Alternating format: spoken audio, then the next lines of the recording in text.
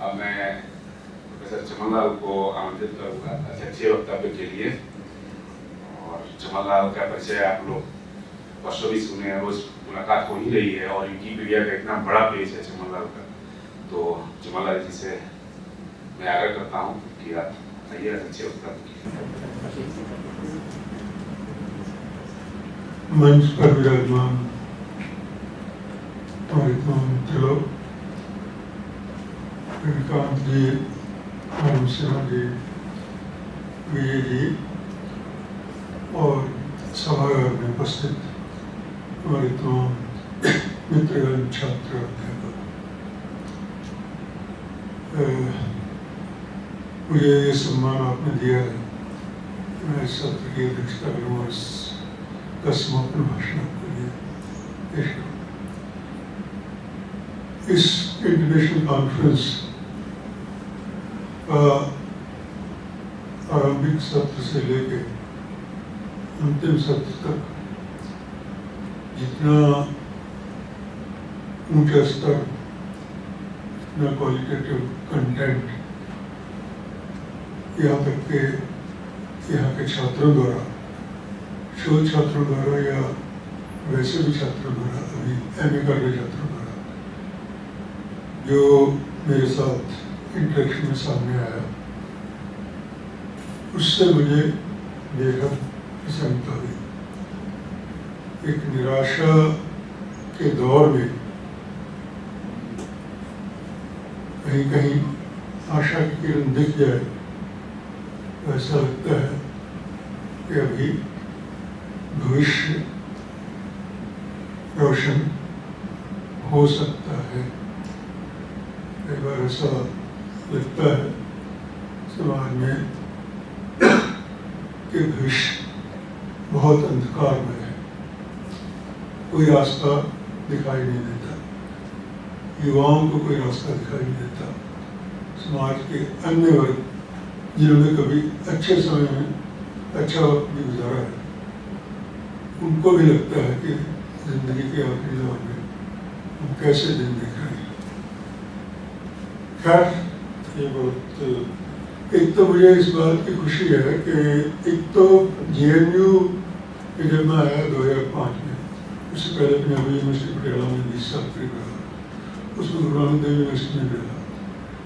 लेकिन 2005 के बाद मेरे ख्याल में अगर किसी विश्वविद्यालय के साथ मेरा बहुत निरंतर संपर्क रहा है, किसी भी रूप में, कभी एक्सपर्ट के रूप में, कभी पार्टिसिपेंट के रूप में, सेमिनार के रूप में, कुछ मित्र भी पुराने वी कृष्ण जैसे रहे हैं, और बहुत सारे लोग हमारे चूँकि JNU के ही छात्र हैं, वीरेंद्र पाठक जी जो आजकल अध्यक्ष हैं, तो वे खास किस्म का एक स्नेह का रिश्ता या सॉलिडारिटी का रिश्ता बना रहा है।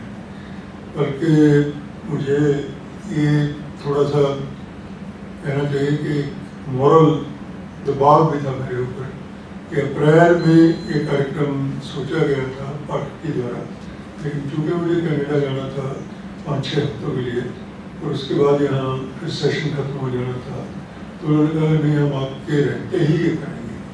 तो हमने कहा, फिर अगस्त में इन्होंने कहा, तो अगस्त में जब ये कार्यक्रम इन्होंने रखा, तो एक तरीके से मेरे ऊपर नैतिक दबाव इस बात का भी था कि इसमें जो मेरी पार्टिसिपेशन हो वो इस तरीके की हो कि जिससे वाकई जो इसमें पार्टिसिपेंट जो प्रोजेक्ट, इसमें ये प्रोजेक्ट का हिस्सा है, और ये प्रोजेक्ट बहुत बड़ा है, और प्रोजेक्ट बहुत अच्छा है, और प्रोजेक्ट बहुत यूनिक भी है कि इसके ऊपर बहुत कम काम विश्वविद्यालय में हुआ है। और एक तो मैं यहाँ चूँकि हिंदी विभाग में पुस्तकालय है, तो मैं कम से कम अपनी तरफ से पाठकीय विभागाध्यक्ष और तो कुछ नहीं, लेकिन सांकेतिक रूप में से एक तो पुस्तकें हैं मेरी, तो मैं चाहता हूँ कि इस विभाग के पुस्तकालय के लिए ये पुस्तकें पाठक जी से मैं आग्रह करता हूँ कि ये 2 पुस्तकें भगत सिंह के राजनीतिक दस्तावेज और आगे की रविदास वाणी, तो ये 2 पुस्तकें मैं चाह रहा हूँ कि ये, मैं जानता हूँ कि यहाँ के छात्र इसका बहुत उपयोग करेंगे, और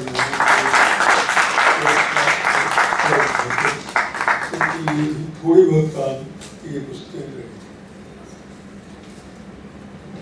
अब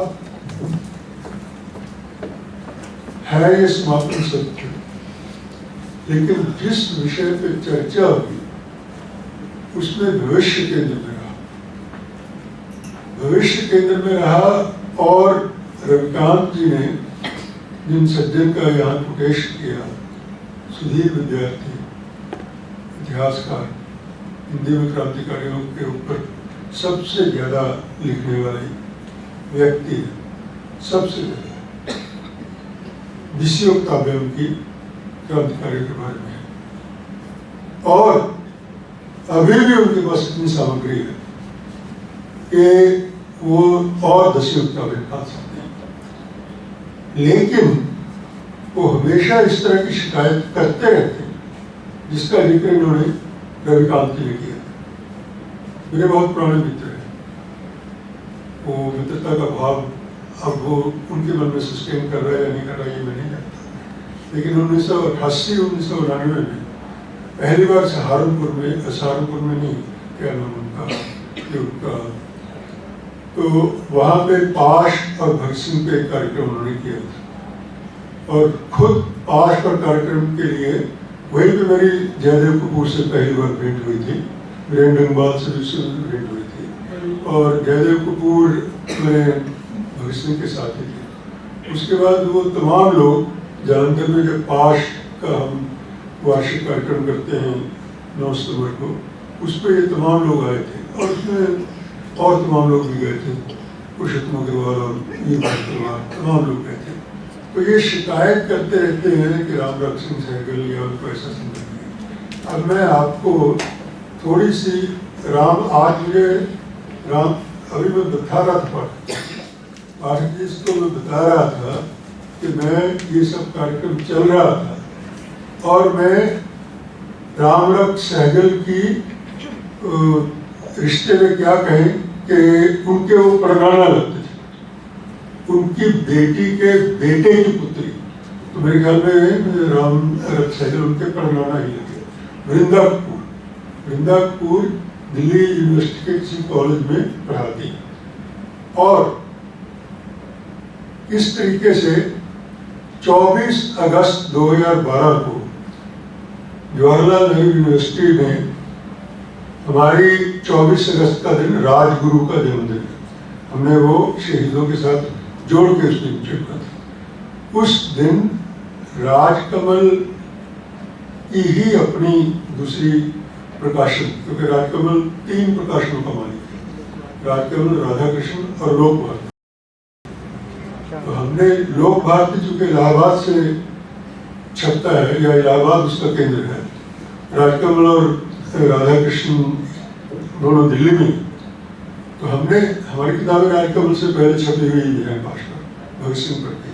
लेकिन मेरा उनसे विशेष आग्रह था कि जिस किताब की मैं चर्चा करने जा रहा हूँ कि ये किताब लोक भारती प्रकाशन से ही छपनी चाहिए। क्यों छपनी चाहिए? क्योंकि वो किताब थी क्रांतिवीर भगत सिंह, अभ्युदय और भविष्य। क्या था उस किताब में? क्योंकि अभ्युदय और भविष्य दोनों पत्रिकाएं इलाहाबाद से छपती और मैं एक तरीके से इलाहाबाद को एक तरीके से ट्रिब्यूट देना चाहता था कि किस तरह की क्रांतिकारी और देशभक्ति की ओत-प्रोत पत्रिकाएं वहां इलाहाबाद से निकलती थी। इसलिए हमने उस आग्रह के साथ वो लोक भारती प्रकाशन, राजकमल का नाम बड़ा है प्रकाशन जगत में, लोक भारती का नाम उससे थोड़ा कमतर है, लेकिन हमने कहा नहीं, ये किताब लोक भारती से ही छपनी चाहिए। और आज मैं खुश था कि बहुत सारे विद्यार्थियों ने, 1-2 विद्यार्थियों ने उसी किताब को आधार बना के वो पर्चा लिखा। मैंने इस किताब का टाइटल अभी आप लोगों के पार्टिसिपेंट्स को अभी सर्कुलेट किया। तो 2012 में उस किताब के, जिसको कहना चाहिए कि लोकार्पण के अवसर पर मालवीय परिवार को भी हमने बुलाया। पद्मकांत मालवीय जी जो है अभ्युदय के एडिटर थे, जिनका भगत सिंह अंक बैन हुआ था मई 1931 में 23 मार्च की फांसी के बाद मई 1931 का अभ्युदय का जो फांसी भगत सिंह अंक था वो प्रतिबंधित हुआ था, जब्त हुआ था। उस अंक को नेशनल आर्काइव्स ने किसी वक्त में फिर छापा था और बशीरुल हसन साहब उसमें डीजी हुआ करते थे, डायरेक्टर जनरल हुआ करते थे। तो हमने उनसे परमिशन लेके, क्योंकि नेशनल आर्काइव द्वारा छापी हुई पुस्तकें आम पाठकों तक पहुंचती नहीं है, बहुत लिमिटेड स्कॉलर्स का एरिया है जो नेशनल आर्काइव वगैरह को यूज़ करते हैं और वहाँ पे शोध के लिए जाते हैं, उन तक उन पुस्तकों की खबर रहती है तो वो चाहे तो खरीद भी लेते हैं वहाँ से, बहुत सस्ती भी होती है। तो वो उनसे मिशनरी के इसका हमें नया संस्करण निकालना है। और भविष्य की आपको मैं कहानी सुनाऊं। एक तो हैदराबाद यूनिवर्सिटी के हिंदी विभाग से हमारा बहुत नज़दीकी संबंध रहा है, वैसा ही नज़दीकी संबंध अलीगढ़ मुस्लिम यूनिवर्सिटी के हिंदी डिपार्टमेंट से रहा है और वो उसकी एक छात्रा यहाँ पे आज कार्यक्रम में भी शामिल है। तो वहाँ पे बिना किसी उस बात के किसी ने अलीगढ़ से पोस्ट कार्ड डाला, कुछ मेरा उसको पता नहीं था, लेकिन उसने मेरा नाम लिख के जवाहरलाल यूनिवर्सिटी लिख के पोस्ट कार्ड डाल दिया। वो एक स्वतंत्रता सेनानी का पुत्र था, निरंजन लाल, उसके पिता श्याम बिहारी या कुछ ऐसा नाम था उनका। और उन्होंने लिखा कि एक तो कि आप बहुत लिखते हैं, हमारे पिता भी स्वतंत्रता सेनानी थे, तो मेरे पास भविष्य के कुछ अंक पड़े हैं, आप कभी अलीगढ़ आए तो मेरे घर आए। और अलीगढ़ यूनिवर्सिटी में जाता रहता था किसी के सिलसिले में, गया और वहाँ से उनके घर में पहुँचा, छोटे से घर में, एक जैसे भैया संभाल के रखते हैं व्यापारी लोग लाल कपड़े में, वो अंक भविष्य के मेरे ख्याल में 5-6 महीनों के अंक थे, वो लाल बही में उन्होंने ऐसे संभाल के रखे हुए थे 80 साल से, क्योंकि उनके पिता भविष्य में थे। मैंने उनसे कहा कि आप मुझे इसको फोटोस्टेट करने की आज्ञा दे दीजिए। तो उन्होंने कहा नहीं, मैं आपको नहीं दूंगा, जो भी आपको प्रति चाहिए उसकी फोटोस्टेट मैं आपको करवा दूंगा। मैं खुद फोटोस्टेट करवाना चाहता था, लेकिन उन्होंने ये आग्रहपूर्ण कहा कि मैं ही करवा दूंगा। तो उन्होंने अपने खर्चे से करवा के मुझे उसकी प्रतियां दी। मैंने वो प्रतियां उसने चुनी जिनमें भगत सिंह के मुकदमे की कार्रवाई उसमें शामिल थी। उसके बाद क्या हुआ कि मैं भविष्य के बाकी अंक ढूंढता रहा, वो उसमें पूरी कार्रवाई नहीं थी, कुछ महीनों की कार्रवाई थी। मैं इलाहाबाद का चप्पा चप्पा छान मारा, न साहित्य सम्मेलन में मुझे कुछ मिला, न नागरिक प्रचार सभा में कुछ मिला, ना एक कोई पुरानी लाइब्रेरी थी वहाँ पे गया, वहाँ पे बेंच पे गर्मी में लोग सोए हुए थे, उतार के उन्होंने मिट्टी से भरी हुई कुछ फाइलें मेरे सामने रखी, उनमें से भी कुछ नहीं मिला। और अंततः मैंने ये सोचा कि क्रांतिवीर भगत सिंह जो है, ये भगत सिंह की छोटी सी जीवनी है जो क्रांतिकारियों में ही उनके साथियों में से उन्होंने लिखी हुई थी, और उसको मैंने लिया, अभ्युदय का वो बैंड अंक लिया, और भविष्य की जितनी 4-5 महीनों की फाइलें थी उसका सारा एकत्र करके, आपने चित्रावली की बात की, चित्रावली के अलग हमेशा 5-6 पन्ने छपा करते थे। तो इस किताब में वो चित्रावली का भी पूरा एक अलग सेक्शन मैंने 20-30 पन्ने का अलग दिया है, क्योंकि वो चित्रावली उन दिनों बहुत महत्वपूर्ण हुआ करती थी। तो इसलिए, और उसके बाद से जो मैं बता रहा था कि उसमें रामरख सिंह सहगल के परिवार का मैंने पता ढूंढा, कहाँ रहते हैं। आचार्य चतुर्सेन शास्त्री के परिवार का पता ढूंढा, वो कहाँ उनके परिवार के लोग रहते हैं। अच्छा, दिल्ली में रहते हैं। चतुर्सेन शास्त्री ने चांद के फांसी अंक का संपादन किया था, आप में से किसी ने इस बात का मेंशन नहीं किया। वो जो रामरख सिंह सहगल चांद के जितने भी अंक विशेषांक निकालते थे वो हमेशा किसी न किसी को असाइन करते थे कि आप इस अंक का संपादन कीजिए। तो विधवा अंक का संपादन भी किसी दूसरे संपादक ने किया होगा, वो तो जनरल संपादक थे ही राम रक्षण साहब, लेकिन विशेष संपादक उस अंक पे रहा करते थे। आपने मारवाड़ी अंक की जिक्र की, वो दोबारा छपना चाहिए। आपकी जानकारी के लिए बता दूं कि मारवाड़ी अंक राजकमल से दोबारा छपा हुआ है, अछूत अंक भी छपा हुआ है। अछूत अंक छपा हुआ शायद मारवाड़ी अंक के लिए मैंने उनको कह रखा है, कहा था कई साल पहले कहा था कि ये अंक भी आपको छापना चाहिए। मैंने चांद के जितने विशेष अंक हैं सब छपने लायक है, इतनी महत्वपूर्ण सामग्री है। रामरक्षण सहगल ने, मैं रामरक्षण सहगल पे कुछ बातें करना चाहूँगा। वो लाहौर में पैदा हुई थी और मेरा एक तरीके से एक पंजाबी वाला भी उनसे एक भावनात्मक रिश्ता था कि रामरक्षण सहगल लाहौर में पैदा हुए, मोस्ट लाइकली एक सिख परिवार में पैदा हुए होंगे, उनके नाम से मुझे लगता है। हालांकि मैं इसके बारे में श्योर नहीं, उनके माता पिता का जिक्र कम मिलता है, लेकिन जिक्र मिलता है कि उनको झांसी की किसी रानी ने गोद लिया और गोद लिया था, और उसके बाद से वो इलाहाबाद कैसे पहुंचे इसकी भी मुझे पूरी जानकारी कि पूरी तफसील नहीं मिली कहीं, लेकिन ये मालूम है कि इलाहाबाद से उनकी पत्नी विद्या बहुत ही विदुषित, वो जितने जिस तरह से विधवा की बात कर रहे हैं वो उस जमाने में इतने ज्यादा एडवांस थे, और वो ऑल इंडिया कांग्रेस कमेटी के मेंबर थे रामरक्षण साहब, और क्रांतिकारियों के भी साथ उनके बहुत नजदीकी संबंध थे, और उनकी पीठ में छुरा घोंपने वाले उनके सगे भाई नंदकुमार सिंह थे। तो नंदकुमार सिंह ने उनको बर्बाद किया।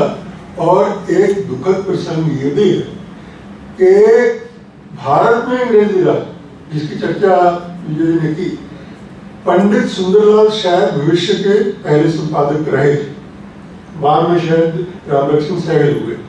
तो रामरक्षण सहगल ने अपने प्रेस से भारत में अंग्रेजी राज छापनी शुरू की थी और बहुत कुछ उसमें इन्वेस्ट भी कर चुके थे।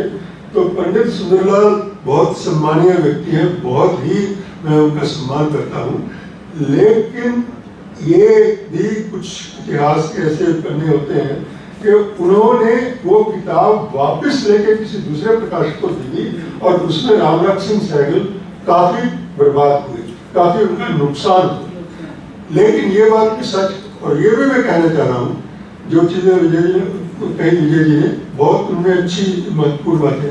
भारत में अंग्रेजी राज किताब को जो 2 खंडों में छपी, अब तो वो प्रकाशन विभाग से बड़े आराम से मिलती है, कई प्रकाशन कई उसके मतलब निकल चुके हैं एडिशन।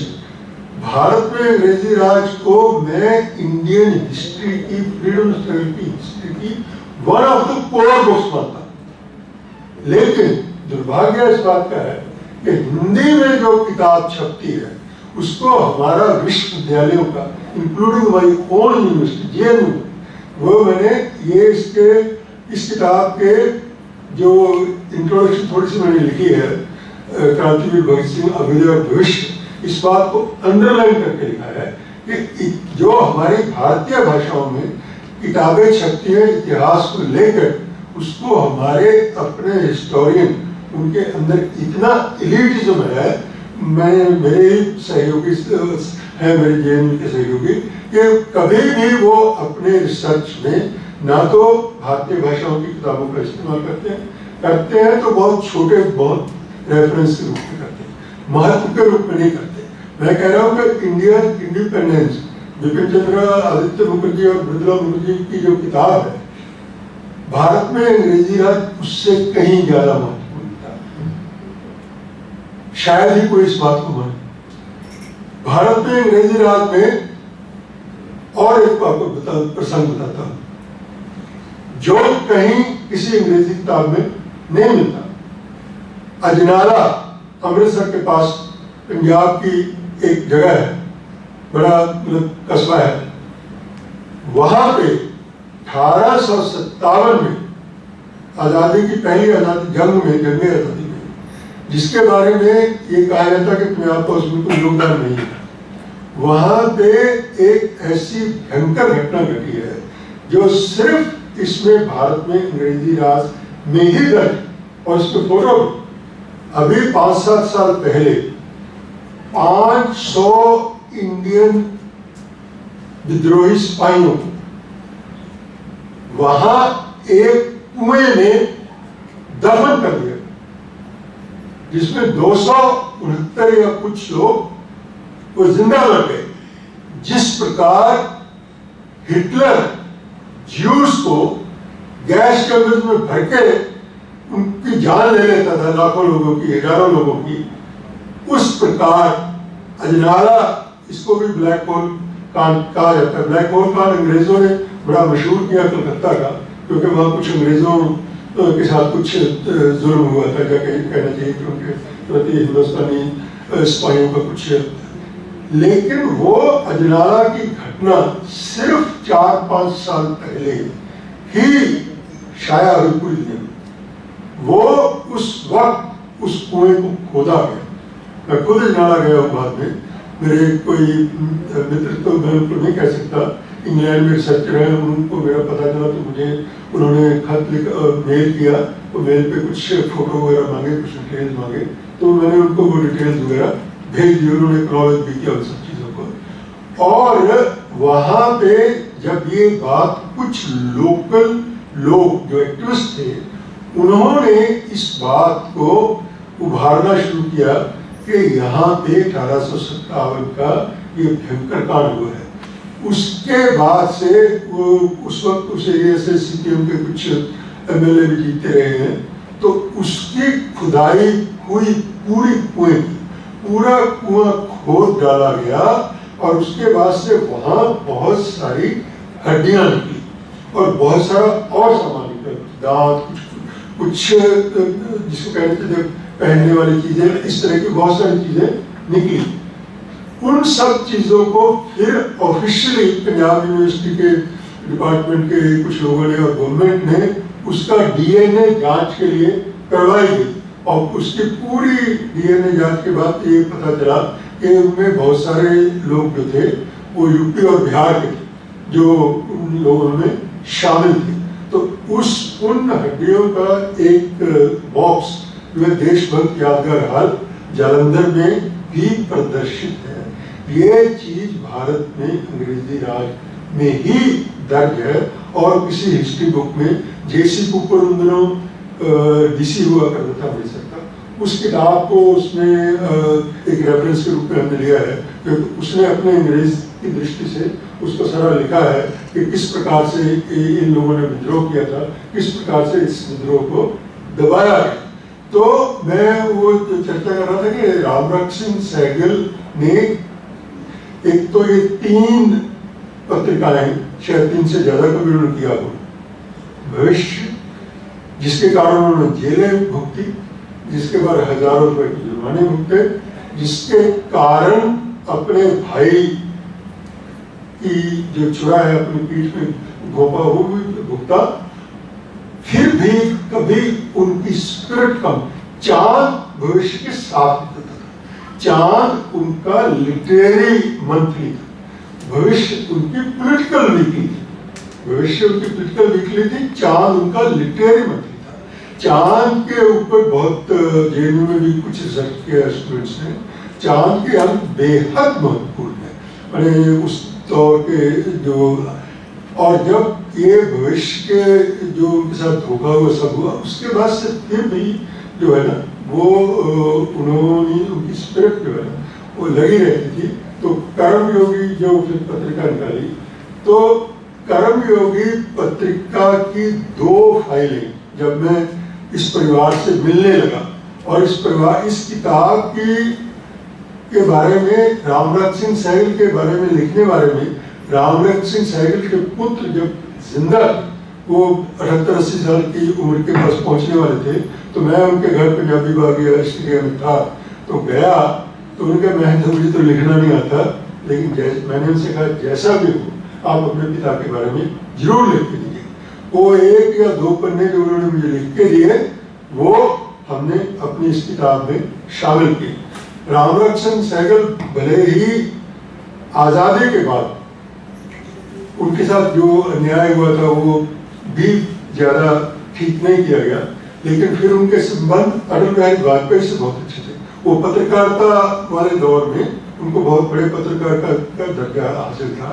ये सुधीर विद्यार्थी की अपनी गढ़ी हुई बातें हैं कि उनको कोई पूछता नहीं है, उनको कोई पहचानता नहीं है। वो पता नहीं खुद भी बहुत सारी चीज़ों के ऊपर ध्यान देते हैं या नहीं देते हैं। अपनी ही सामग्री को जो उनके पास है वो शाया नहीं करते और उसको बहुत धीरे धीरे उसको ला रहे हैं। आजकल उनकी तबीयत भी बहुत अच्छी नहीं है, जबकि उनका सारा कुछ बहुत जल्दी पहले छापना चाहिए था जितना उनके पास सामग्री है।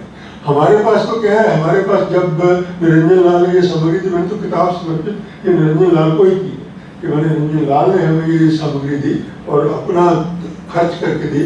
उनको भी बुलाया था, वो भी शायद उस वक्त उसमें आए थे। तो मालवीय परिवार से और तो कोई नहीं, तो हर्षदीप मालवीय की बेटी विभा वहाँ स्पेनिश पढ़ाती है DU में। उनके पति अभय बाद में हैदराबाद में ही vice chancellor English and Foreign University के। तो वो अभय और विभा परिवार से आए थे। रामरख सिंह सहगल के पुत्र भी आए और उनकी पुत्री के परिवार के जो लोग थे, वृंदा वगैरह, ये सब आए थे। तो मैं वृंदा को आज ही पूछ रहा था, मैंने कहा रामरख सिंह सहगल का वो बताइए। तो उसने बहुत सारे जब मैंने उनसे सवाल जवाब किया तो उन्होंने मुझे फैमिली ट्री भेज दिया। तो मैं वो फैमिली ट्री अब आपको भी शायद पढ़ के सुना दूँ, आपको सर्कुलेट भी कर दूंगा। तो वो जो भेजा उन्होंने, तो वो मैं आपको थोड़ा सा, चूँकि इतनी चर्चा हुई है रामरख सिंह सहगल के बारे में, तो हमने सोचा कि उनके बारे में जितना अधिक जानकारी हो तो हम कम से कम साझी कर लें। मैं पूछ रहा था कि आपके परिवार में से भी कौन कौन हैं, ताकि हम लोग, मैंने लिखा उनको कि हम लोग भविष्य पे चर्चा करें, तो आप जरा हमें अपने परिवार के बारे में बताइए। तो वो वही जो मैं चल रहा था, तो तब उन्होंने ये भेजा अपना फैमिली ट्री। तो वह फैमिली ट्री मैं पढ़ देता हूँ आपको। रामरख सिंह सहगल, उनके 3 बच्चे, स्नेहलता, नरेंद्र सहगल, स्वर्णलता कपूर। कपूर तो वो शादी के बाद हुई, पहले स्वर्णलता उनकी बेटी। ये 3 बच्चे थे। उसके बाद उन्होंने स्नेहलता के बारे में लिखा नो चिल्ड्रन। तो स्नेहलता अकेली ही गई संसार से। स्नेहलता वैसे पंकज बिष्ट वगैरह की सहयोगी रही, वो प्रकाशन विभाग में काम करती थी। और वो उन्होंने जो जितेंद्रनाथ सान्याल की जीवनी भविष्य में छप रही थी उसका अनुवाद स्नेहलता ही कर रही थी, क्योंकि जितेंद्रनाथ सान्याल ने जितेंद्रनाथ सान्याल वो जीवनी भगत सिंह की अंग्रेजी में लिख रहे थे, वो उसका अनुवाद हिंदी में साथ साथ स्नेहलता ही कर रही थी। और नरेंद्र सहगल के बारे में उन्होंने लिखा बेटा एक संजय सहगल, इसके बारे में लिखा कि इन US, और उसके 2 चिल्ड्रन। उसके बाद से लिखा अजय सहगल, बेटा उनका नो मोर लाइफ। उस अजय सहगल के 1 डॉटर 1 सन, उनकी डिटेल मालूम नहीं है। और स्वर्णलता उनकी बेटी, तो स्वर्णलता की शादी हुई JN कपूर। JN कपूर को संभवतः मैं थोड़ा बहुत जानता था, क्योंकि वो बैंकिंग यूनियन में यूनियनिस्ट थे। वो बहुत बड़ा दर्जा था उनको यूनियनिस्ट तौर पर, हम लोग भी थोड़ा एक्टिविस्ट थे। तो उसमें उनसे भी लगता है हमारी मुलाकात हुई। तो JN कपूर के बेटे थे। JN कपूर के बारे में लिखा है non trade unionist, general secretary of SBI employ union. तो काफी राष्ट्रीय स्तर पर का नाम था।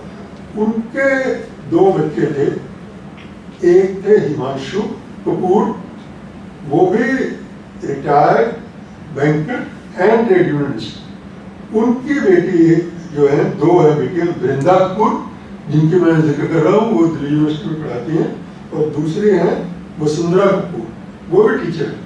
कहाँ है ये मुझे उनको डिटेल में नहीं लिखा। और उनकी एक जो बेटी थी नमिता मेहरा, वो हाउसवाइफ थी। और उनके 2 बच्चे, सौरभ मेनन उनका बेटा है और सुरभि बख्शी उनकी बेटी। तो रामरख सिंह सहगल के परिवार का जो है पूरा फैमिली ट्री ये, लेकिन ये बात सच है कि जितना सम्मान ये हम लोग अब अमृतकाल कहते हैं उसको, 75th एनिवर्सरी कहते हैं, जितना सम्मान इन लोगों को मिलना चाहिए था, रामभक्त सिंह सहगल हो या पंडित सुंदर लाल हो, मैं संक्षेप करूँगा, तो वो सम्मान उतना उनको नहीं मिला है। और वो अभ्युदय के बारे में भी बस एक दो बात मैं आपको बता दूं कि मदन मोहन मालवीय जी के भतीजे थे कृष्णकांत मालवीय, जिन्होंने अभ्युदय निकाला था। कृष्णकांत मालवीय जी के या तो देहांत के बाद या खुद ही उन्होंने, उनके बेटे कृष्णकांत मालवीय के बेटे पद्मकांत मालवीय थे। पद्मकांत मालवीय फॉरवर्ड ब्लॉक के सदस्य बन गए थे और नेताजी सुभाष बोस के साथ थे। और नेताजी, उन्होंने, पद्मकांत मालवीय ने सिर्फ अभ्युदय का ये भगत सिंह के 2 अंक निकाले थे। 8 मई वाले अंक में जो बैन हुआ उसमें लिखा हुआ था कि इसका दूसरा अंक जल्द आएगा, लेकिन वो अंक कभी आया नहीं। लेकिन 44-45 में उन्होंने नेताजी सुभाष चंद्र बोस के ऊपर बहुत अंचे विशेषांक 1 से ज्यादा निकाले, जो इलाहाबाद यूनिवर्सिटी की लाइब्रेरी में पढ़े हैं और उनकी कुछ कापियां मैं करवा के ले आया था। अब ये सारी सामग्री भगत सिंह आर्काइव में रखी हुई है। तो मैं समझता हूँ कि आज हमने इस सेशन में, समापन सत्र में हमारे उन लोगों की चर्चा की जिन्होंने प्रतिबंध भी झेले, प्रतिबंधों के साथ और भी बहुत अधिक कष्ट झेले, और आज ये समापन सत्र उनकी ही स्मृति को मैं समझता हूँ मालवीय परिवार जी के, अभ्युदय परिवार या फिर रामभक्त सिंह सहगल जी की बहुत चर्चा हमने की, उनको ही श्रद्धांजलि के रूप में ये सत्र हम मेरे ख्याल में इसके साथ ही मैं अपनी बात समाप्त कर रहा हूँ। और आप हिंदी विभाग, हैदराबाद विश्वविद्यालय और वीरेंद्र पाठक जी, आशुतोष पांडे, उनकी सारी टीम, जो उनके सहयोगी अध्यापक और छात्र, प्रोफेसर कृष्णा, इन सब को इस बात की बधाई देता हूँ कि जितना अच्छा और गंभीर आयोजन इन्होंने किया, मैं विश करता हूँ। कल भी मैं कह रहा था कि आपके स्टूडेंट मेरे पास बहुत देर रात तक बैठते रहे हैं, तो मुझे बैठे बैठे एक चीज, ऐसे एक पुराना गाना याद आ गया कि एक मुसाफिर को दुनिया में क्या चाहिए, थोड़ी सी दिल में जगह चाहिए। मुझे इसकी दूसरी टुकड़ी समझ में आ रही थी कि एक अध्यापक को दुनिया में क्या चाहिए, अपने विद्यार्थियों की थोड़ी सी दुआ चाहिए। शुक्रिया।